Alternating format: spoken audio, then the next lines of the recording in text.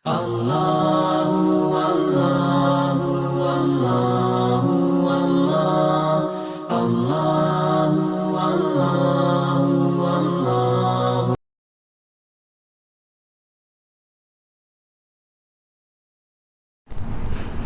Bismillahir Rahmanir Rahim.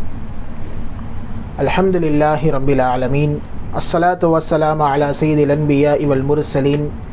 أما بعد فقد قال الله تعالى في القرآن الكريم والفرقان المجيد بعد أعوذ بالله من الشيطان الرجيم بسم الله الرحمن الرحيم وإن يونس لمن المرسلين إذ أبق إلى الفلك المشحون فساهم فكان من المدحالين فالتقمناه حوت وهو مليم صدق الله العظيم.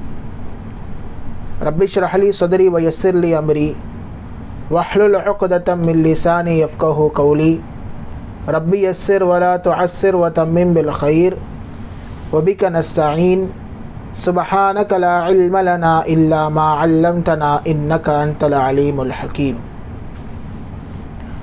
எல்லா புகழும் புகழ்ச்சியும் ஏக வல்லவனாகிய அல்லாஹு ஜல்ல ஷானஹு வ தஆலா ஒருவனுக்கே உரித்தாகுக.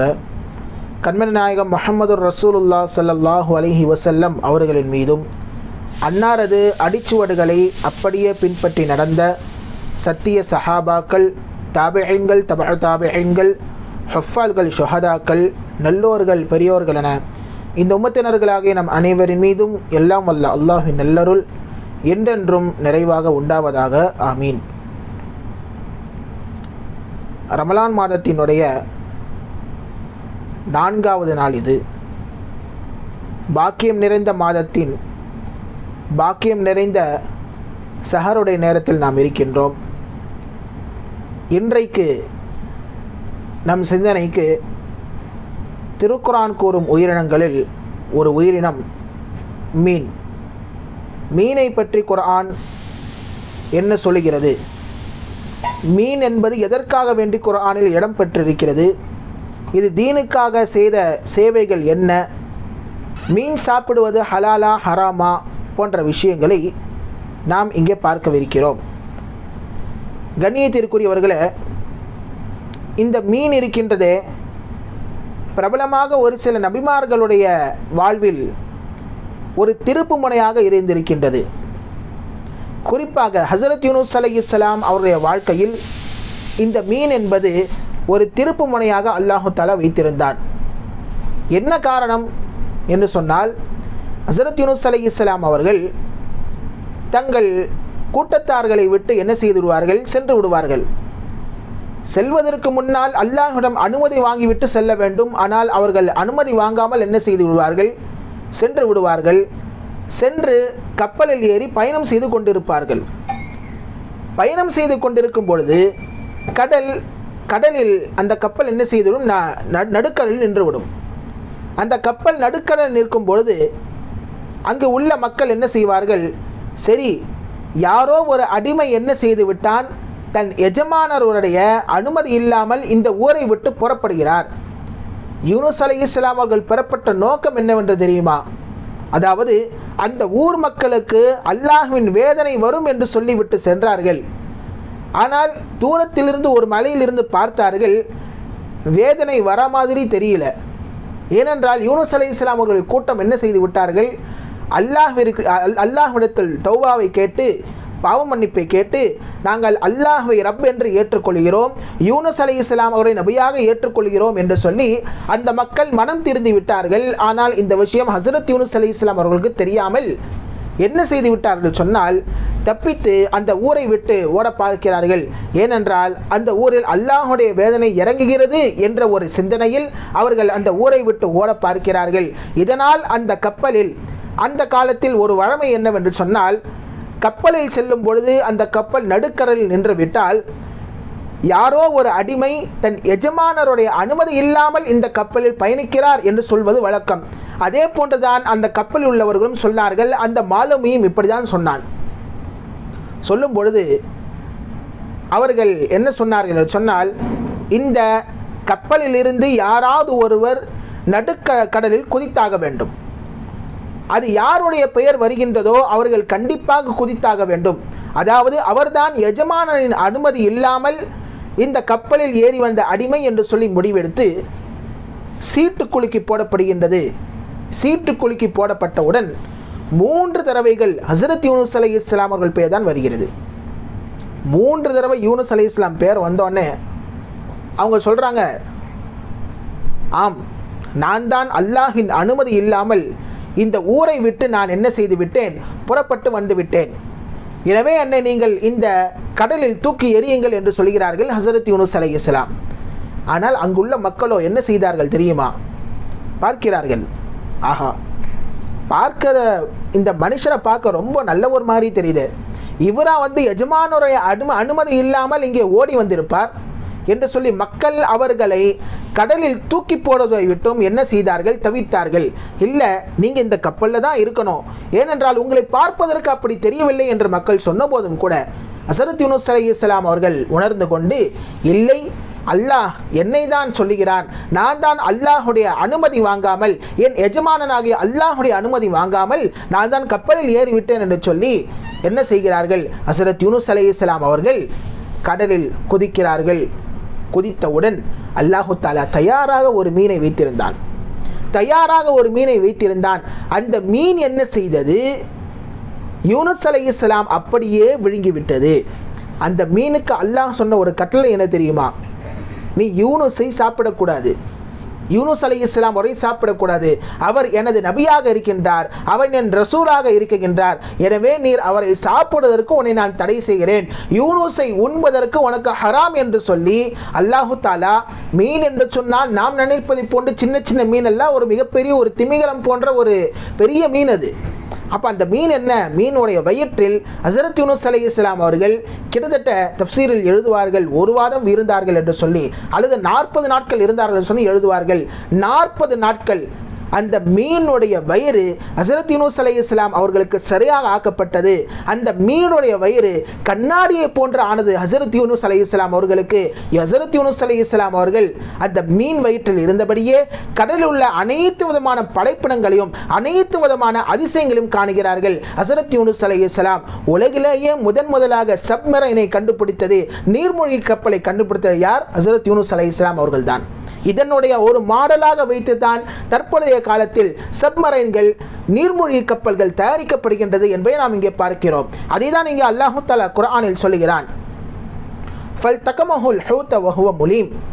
அவர்களை, அதாவது ஹஸரத் யூனுஸ் அலைஹிஸ்ஸலாம் அவர்களை பெரிய மீனாகிய ஹூத் என்ற மீன் என்ன செய்தது, அவர்களை விழுங்கியது என்று சொல்லி அல்லாஹு தஆலா சொல்லுகிறான். கிட்டத்தட்ட 40 நாட்கள் கடலிலேயே சுட்டுகிறார்கள் ஹஸரத் யூனுஸ் அலைஹிஸ்ஸலாம். கடைசியாக அந்த மீன் என்ன செய்கிறது, அவர்களை துப்புகிறது. துப்புதுன்னு சொன்னால் சாதாரணமாக துப்பலை, ஏண்டா மீன் வயிற்றில் இருக்கும் பொழுதே அவர்கள் லா இலாஹ இல்லா அன்த சுப்ஹானக இன்னி குன்து மினல் ஸாலிமீன் என்று சொல்லி ஓதிக்கொண்டே இருக்கின்றார்கள். ஒருவேளை அவர்கள் இந்த ஒரு கலிமாவை ஓதவில்லை என்று சொன்னால், லா இலாஹ இல்லா அன்த சுப்ஹானக இன்னி குன்து மினல் ஸாலிமீன், லா இலாஹ இல்லா அன்த, வணக்கத்திற்குரிய இரட்சகன் அல்லாஹ்வை தவிர வேறு யாரும் இல்லை, சுபஹானக இன்னி குன்து மினல் ஸாலிமீன், நீ பரிசுத்தமானவன், நான் தான் அநீதி இழைத்து விட்டேன், நான் தான் பாவம் செய்து விட்டேன் என்று சொல்லி தஸ்பீஹ் செய்து கொண்டே இருந்தார்கள். ரசூலுல்லாஹி ஸல்லல்லாஹு அலைஹி வஸல்லம் அவர்களும் சொல்கின்றார்கள், அல்லாஹ் தஆலா சூரத்து சாஃபாத்தில் சொல்கிறான், ஒருவேளை ஹஸரத் யூனுஸ் அலைஹிஸ்ஸலாம் அவர்கள் இந்த தஸ்பீஹை ஓதவில்லை என்று சொன்னால் கியாமத் வரைக்கும் அந்த மீன் வயிற்றிலேயே இருந்திருப்பார்கள் என்று சொல்லி ரசூலுல்லாஹி ஸல்லல்லாஹு அலைஹி வஸல்லம் சொல்லி காட்டுகிறார்கள். ஆக அந்த தஸ்பீஹினுடைய ஒரு பரக்கத்தால் ஹஸரத் யூனுஸ் அலைஹிஸ்ஸலாம் அவர்கள் என்ன செய்தார்கள், அந்த மீன் என்ன செய்தது, துப்பியது. அவர்கள் ஒரு இடத்தில் விடுகிறார்கள். அந்த இடம் என்னவென்று சொல்லி பலவிதமான கருத்து வேறுபாடுகள், அது யமன் தேசமாக இருக்கலாம் என்றும் சொல்லி ஒரு சில முஃபஸ்ஸிரீன்கள் சொல்லுகிறார்கள். அங்கே விழுந்தவுடன் அவர்களுக்கு கொடுக்கப்பட்ட, அதாவது அவர்கள் விழுந்த இடத்தில் ஒரு கொடி இருந்தது, அதுதான் பூசணிக்காயோடைய கொடி. அங்கே பூசணிக்காய்கள் எல்லாம் தொங்கிக் கொண்டிருந்தது. அவர்களுக்கு மிக கடுமையான பசியாக இருந்தது. அந்த பசியை தணிப்பதற்காக அல்லாஹு தஆலா ஏற்படுத்திய அந்த ஒரு கொடிதான் பூசணி கொடி. அந்த பூசணிக்காயை சாப்பிட்டு அவர்கள் உயிர் படைத்தார்கள் என்று சொல்லி திருக்குர்ஆன் இங்கே சொல்லி காட்டுகின்றது. ஆக யூனுஸ் அலைஹிஸ்ஸலாம் அவர்கள் வாழ்க்கையில் இந்த மீன் என்பது ஒரு மிகப்பெரிய ஒரு திருப்பு முனையாக இருந்தது என்பதை நாம் இங்கே பார்க்க முடியும். அடுத்ததாக பனி இஸ்ரவேலர்களில் ஒரு கூட்டத்தினர் ஐலாவாசிகள் என்று பெயர். இவர்கள் ஹசரத் தாவூத் அலைஹிஸ்ஸலாமுடைய காலத்தில் வாழ்ந்தவர்கள். இவர்களுடைய தொழிலே என்னவென்று சொன்னால் மீன் பிடிக்கக்கூடிய ஒரு தொழிலாக இருந்தது. மீன் பிடித்து என்ன செய்வார்கள்? அந்த மீனை சாப்பிடுவார்கள், அதை வியாபாரம் செய்வார்கள். ஆனால் அல்லாஹ் கொடுத்த ஒரு சோதனை என்ன தெரியுமா? அவர்களுக்கென்று ஒதுக்கப்பட்ட நாள் சனிக்கிழமை இபாதத்திற்குரிய நாள். அந்த இபாதத்திற்குரிய நாளில் அவர்கள் என்ன செய்ய வேண்டும்? வெறும் அல்லாஹை வணங்கி கொண்டு மட்டும்தான் இருக்க வேண்டுமே தவிர மற்ற அலுவல்களில் அவர்கள் ஈடுபடக்கூடாது. அப்படி இருக்கக்கூடிய நேரத்தில் தான் அல்லாஹ் அவர்களை சோதிக்கிறான். சனிக்கிழமை மட்டும் அந்த மீன்கள் எல்லாம் என்ன செய்யுமாம்? குளத்திலிருந்து துள்ளி துள்ளி பார்க்குமாம். இப்படி துள்ளி துள்ளி பார்த்த பனு இஸ்ரவேலர்கள், ஆஹா, ஐலாவாசிகள் பார்த்தாங்க, என்னடா இது சனிக்கிழமை மட்டும் மீன் துள்ளி துள்ளி மேலே குதிக்குது, மற்ற நாட்களில் மீன்கள் நமக்கு சரியாக மாட்ட மாட்டேங்குதே என்று சொல்லி அவர்கள் யோசித்து கொண்டிருக்கும் பொழுதுதான் ஷைத்தான் ஒரு ஆலோசனையை கொடுக்கிறான். அதாவது, நீங்கள் வெள்ளிக்கிழமை என்ன செய்யுங்க, ஒரு வாய்க்காலை போன்று நீங்கள் தோண்டுங்கள். அந்த குளத்திலிருந்து ஒரு வாய்க்காலை தோண்டி கடைசியாக ஒரு வலையை கட்டி வச்சிருங்க. நீங்கள் வெள்ளிக்கிழமை தோண்டிங்கன்னா அந்த ஒரு நாள் என்ன செஞ்சு வேலை முடிஞ்சிடும். சனிக்கிழமை மீன் துள்ளி துள்ளி குதிக்குது அல்லவா, நேராக அந்த வலையில் மாட்டிவிடும். நீங்கள் ஞாயிற்றுக்கிழமை என்ன செய்யலாம்? அந்த மீனை பிடித்து நீங்கள் சாப்பிடலாம் என்று சொல்லி இப்லீஸ் என்ன செய்கிறான்? ஒரு ஆலோசனை கொடுக்கிறான். உண்மையில் இப்லீஸ் கொடுக்கக்கூடிய ஆலோசனை, ஷைத்தான் கொடுக்கக்கூடிய ஆலோசனை ஒரு நேர்வழியாக இருக்காது. இதற்கு நேர்மாற்றமாக என்ன ஆனது தெரியுமா? வெள்ளிக்கிழமை தோண்ட ஆரம்பித்தார்கள், தோண்டினார்கள். சனிக்கிழமை தோண்டினார்கள். சனிக்கிழமை அல்லாஹ்வை இபாதத் செய்ய வேண்டும் என்ற ஒரு சிந்தனையை மறந்துவிட்டு அந்த வேலையில் ஈடுபட்டு இருந்தார்கள். அதன் காரணமாக அந்த கூட்டத்தினர் குரங்குகளாகவும் பன்றிகளாகவும் ஆக்கப்பட்டார்கள் சொல்லி அல்லாஹு தஆலா திருக்குர்ஆனில் கூறுகிறான். ஆக இது இரண்டாவது கூட்டத்தினர், மீன் சம்பந்தமான இரண்டாவது கூட்டத்தினர் ஐலாவாசிகள். மூன்றாவதாக ஹஜ்ரத் மூசா அலைஹிஸ்ஸலாம் அவருடைய காலத்தில் இந்த மீன் என்பது ஒரு மிகப்பெரிய ஒரு வழிகாட்டியாக இருந்தது. எப்படி வழிகாட்டியாக இருந்தது? ஒரு தடவை ஹஜ்ரத் மூசா அலைஹிஸ்ஸலாம் அவர்கள் மக்களிடத்தில் பிரசங்கம் செய்து கொண்டிருக்கின்றார்கள். இப்போ மக்களில் ஒருத்தர் கேட்டார், இந்த உலகத்திலேயே மிகப்பெரிய அறிவாளி யார் அப்படின்னு கேள்வி கேட்டார். மூசா அலைஹிஸ்ஸலாம் சொன்னாங்க, நான் தான் பெரிய அறிவாளி, அதாவது எனக்கு தான் எல்லாமே தெரியும் என்று ஹஜ்ரத் மூசா அலைஹிஸ்ஸலாம் அவர்கள் சொல்ல, அல்லாஹ் தஆலா என்ன செய்தான் தெரியுமா? ஹஜ்ரத் மூசா அலைஹிஸ்ஸலாம் அவர்களுக்கு பாடத்தை கற்றுக் கொடுக்க வேண்டும் என்று சொல்லி மூசா அலைஹிஸ்ஸலாம் அவர்களை ஒரு பயணத்தை செய்ய சொல்கிறான். அந்த பயணத்திற்கு புறப்படுவதற்கு முன்னால் நீங்கள் வறுத்த மீன்களை எடுத்து செல்ல வேண்டும். அதாவது வறுத்த மீன்னா அந்த மீன் உயிரோடவா இருக்கும். வறுத்த மீனை நீங்கள் எடுத்து செல்ல வேண்டும். ஒரு குறிப்பிட்ட தூரம் வந்துவிட்டால் உங்களுக்கு பசி என்பது ஏற்படும். பசித்தால் அந்த மீனை நீங்கள் எடுத்து சாப்பிடுங்கள் என்று அல்லாஹ் தஆலா சொன்னான். உங்களுக்கு எப்போ பசி ஏற்பட்டதோ அப்போ என்ன செய்யுங்க, அந்த மீனை எடுத்து சாப்பிடுங்க. இப்போ மூசா அலைஹிஸ்ஸலாம் அவர்களும் மூசா அலைஹிஸ்ஸலாம் அவருடைய காதிமாக பணியாளாக இருந்த ஹஸரத் யூஷா இப்னு நூன் அலைஹிஸ்ஸலாம் அவர்களும் என்ன செய்கின்றார்கள்? இருவரும் ஒன்றாக சேர்ந்து மஜ்மஉல் பஹ்ரைன் என்ற இடத்திற்கு செல்கிறார்கள். செல்லும் பொழுது சற்று ஓய்வெடுக்கலாம் என்று சொல்லி ஹஸரத் மூசா அலைஹிஸ்ஸலாம் அவர்கள் படுத்து உறங்கி விடுகின்றார்கள். கூட இருந்த யூஷா இப்னு நூன் என்ன செய்கிறாரு? கொஞ்ச நேரம் தூங்காமல் இருக்கிறாரு. பின்பு அவர்கள் இருந்த இடம் எந்த இடம் என்று சொன்னால் கடற்கரை ஓரத்தில் அவர்கள் இருந்தார்கள். கடல் அலைகளுடைய தண்ணீர் என்ன செய்தது? அந்த பொரித்த மீன்களின் மீது பட்டு அந்த பொரித்த மீன்கள் என்ன செய்ததுன்னு சொன்னால் உயிர் பெற்று எழுந்து என்ன செய்தது? துள்ளி துள்ளி குதித்து கடலில் போயிடுச்சு. கடல் பக்கம் சென்று விட்டது. இப்போ அதை வர ஆச்சரியமாக பார்த்துருக்கார். ஆஹா, டிஃபன் பாக்ஸில் இருந்த மீன், பொரிச்ச மீன் எப்படி தண்ணீருடைய துளிகள் பட்டு எப்படி உயிரோடு போச்சு? இது ஒரு பெரிய ஒரு ஆச்சரியமான நிகழ்வாக இருக்கின்றது என்று சொல்லி அதை பார்த்த வண்ணமாக யூஷா இப்னு நூன் அலைஹிஸ்ஸலாம் அவர்களும் தூங்கிவிட்டார்கள். கொஞ்ச நேரம் தூங்கி ரெண்டு பேர் ஏன் என்ன செய்கிறாங்க? நடக்கிறார்கள். களைப்பு என்பது வந்துவிட்டது. களைப்பு வந்தோடனே ஹஸரத் மூசா அலைஹிஸ்ஸலாம் அவர்கள் என்ன செய்தார்கள்? ஏப்பா, நம்ம கொண்டு வந்த அந்த மீன் எடை அப்படின்னு சொல்லி கேட்கும் பொழுது யூஷா இப்னு நூன் அலைஹிஸ்ஸலாம் அவர்கள் அப்போதுதான் சொல்கிறார்கள், யா நபி அல்லாஹ்வின் நபியே, நான் ஒரு விஷயத்தை உங்களுக்கு சொல்ல மறந்து விட்டேன். நாம் தூங்கிறதுக்கு முன்னாடி இந்த மாதிரி மீன் என்ன செஞ்சது, கடல் அலைகளுடைய தண்ணீருடைய துளிகள் என்ன செய்தது, அந்த மீனின் மீது பட்டு அந்த மீன்கள் உயிர் பெற்று என்ன செய்தது, துள்ளி துள்ளி கொதித்து அந்த கடல் பக்கம் சென்று விட்டது என்று சொன்ன உடனே ஹஸரத் மூசா அலைஹிஸ்ஸலாம் சொன்னாங்க, ஆஹா எப்போ அது முன்னாடியே சொல்லியிருக்கூடாதா, நாம் சந்திக்கக்கூடிய ஆள் அந்த இடத்துலப்பா இருக்கிறாரு. அவர்கள் யார்? ஹஸரத் ஹிதர் அலைஹிஸ்ஸலாம் அவர்கள். அந்த இடத்தில் தான் அவர்கள் இருக்கின்றார்கள். எனவே வாருங்கள் நாம் வந்த அந்த அடிச்சூழலை பின்பற்றி நாம் செல்லலாம் என்று சொல்லி மறுபடியும் அதே இடத்திற்கு வந்து அங்கே ஹஸரத் ஹிதர் அலைஹிஸ்ஸலாம் அவர்களை சந்தித்து ஒரு பாடத்தை பெறுகிறார்கள் என்ற ஒரு வரலாறு குர்ஆனில் சூரத்துல் கஹ்ஃபில் அல்லாஹ் தஆலா சொல்லி காட்டுகிறான். ஆக ஹஸரத் மூசா அலைஹிஸ்ஸலாம் அவருடைய வாழ்க்கையிலும் இந்த மீன் என்பது ஒரு மிகப்பெரிய ஒரு மாற்றத்தை தந்தது என்பதை நாம் இங்கே பார்க்கிறோம். அடுத்தபடியாக ஹஸரத் சுலைமான் அலைஹிஸ்ஸலாம் அவர்கள் அல்லாஹ்விடத்தில் கேட்கின்றார்கள், யா அல்லாஹ், நீ இங்கே உலகத்தில் இருக்கக்கூடிய அனைத்து படைப்பினங்களுக்கும் நீ உணவை கொடுக்கின்றாய். ஆனால் நான் என்ன செய்ய வேண்டும்? உன்னுடைய ஒரே ஒரு படைப்புக்கு நான் உணவு கொடுக்க வேண்டும். அதற்கு எனக்கு நீ அனுமதி தாயேன் அப்படின்னு சொல்லி அல்லாஹ்ட்ட துஆ கேட்குறாங்க. அல்லாஹ் தஆலா சொல்கிறான், சுலைமானே, உம்மால முடியாது. என் படைப்பினங்களுக்கு, என் உயிரினங்களுக்கு நீ உணவு கொடுக்க முடியாது. எனவே அந்த பேச்சை விட்டுருங்க அப்படின்னு சொல்லி அல்லாஹ் சொல்லும் பொழுது, இல்லையா அல்லாஹ், நான் ஏதாவது ஒரு உயிரினத்துக்கு என்ன செய்ய நான் உணவை கொடுக்கிறேன் என்று சொன்னனே. அல்லாஹ் சொன்னால், சரி கடலுக்கு போங்க, அங்கே நுண் அப்படின்னு சொல்லி ஒரு மிகப்பெரிய ஒரு திமிங்கலம் வெளியே வரும். அந்த திமிங்கலத்துக்கு என்ன செய்யுங்க, நீங்கள் சாப்பாடு கொடுங்க அப்படின்னு சொல்லி அல்லாஹ் என்ன செய்கிறான், சுலைமான் அலைஹிஸ்ஸலாம் அவர்களை கடலுக்கு அனுப்புகிறான். சுலைமான் அலைஹிஸ்ஸலாம் வந்தாங்க, படைப்பட்டாளத்தோடு வந்து அந்த மீன் வருமா என்று எதிர்பார்க்கிறார்கள். அந்த மீன் கடற்கரைக்கு வந்து வாயை பான்னு திறக்குது, நல்லா வாயை திறந்து காட்டுது, அதாவது எனக்கு சாப்பாடு போடுங்கன்னு சொல்லி காட்டுது. சுலைமான் அலைஹிஸ்ஸலாம் புரிஞ்சு என்ன செய்கிறாங்க, அந்த மீனிற்கு உணவை கொடுக்குகிறார்கள். குவியல் குவியலாக கொண்டு வந்த உணவை கொட்டுகிறார்கள். ஆனால் திரும்ப அந்த மீன் என்ன செய்யுது, ஆணு வாயை திறக்குது. திரும்பவும் ஒரு குவியலை உணவு கொட்டப்படுகின்றது. இருக்கின்ற அனைத்து உணவும் காலியாகிவிட்டது. திரும்ப அந்த மீன் என்ன செய்து, ஆணு வாயை திறக்குது.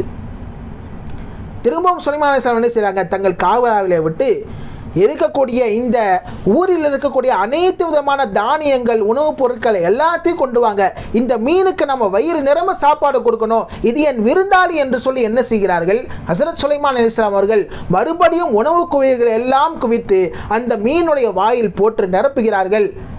நிரப்பின உடனே அப்பவும் என்ன செய்து, வான்னு வாய் திறக்குது. சொல்கிறாங்க சுலைமான் அலைஹிஸ்ஸலாம், அப்போ அவனுக்கு தான் இவ்வளோ கொடுத்துட்டேன்ல, என்னால் முடிஞ்சது இவ்வளோதான், நீ இப்பவும் வாய் திறந்துட்டு உனக்கு இன்னும் வயிறு நிரம்பலையா அப்படின்னு கேட்கும் பொழுது அதற்கு அந்த மீன் சொன்ன பதில் இதுதான், என்னுடைய ரப்பு ஒரே ஒரு உணவைத்தான் கொடுப்பான், அந்த ஒரு உணவை நான் சாப்பிட்டால் என் வயிறு நிரம்பிவிடும், நீ இவ்வளோ வந்து கொண்டு வந்து கொட்டுகிறீர்களே, ஆனால் எனக்கு நிரம்பவே இல்லை அப்படின்னு சொல்லி அந்த மீன் சொல்லி கொண்டு கடலுக்குள் சென்றது.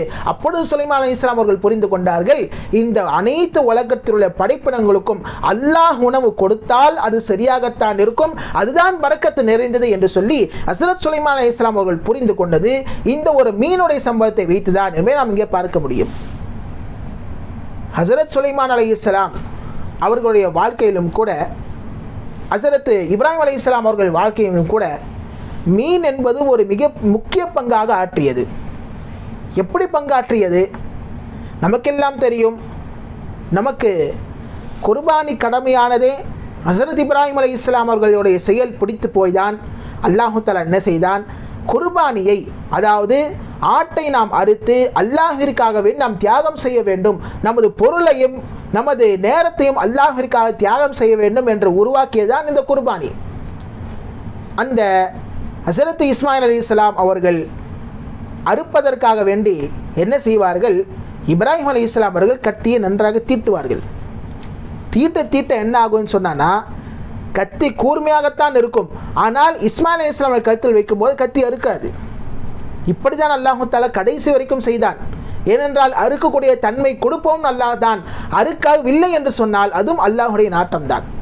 இப்போ என்ன செய்கிறாங்க, கழுத்தில் கத்தி வைத்து அறுக்கிறார்கள். அந்த கத்தி என்ன செய்யலை, ஹஸரத் இஸ்மாயில் அலைஹிஸ்ஸலாம் அவர்களே அறுக்கவில்லை. கடைசியாக என்ன செய்கிறார்கள் சொன்னால், அந்த கத்தியை என்ன செய்கிறாங்க, ஒரு ரிவாயத்தில் இப்படி வருகிறது, பாறையின் மீது அடித்தார்கள், அந்த பாறை இரண்டாக பிளந்து சொல்லி ஒரு ரிவாயத்தில் வருகிறது. இன்னொரு ரிவாயத்தில் என்ன வருகிறது தெரியுமா?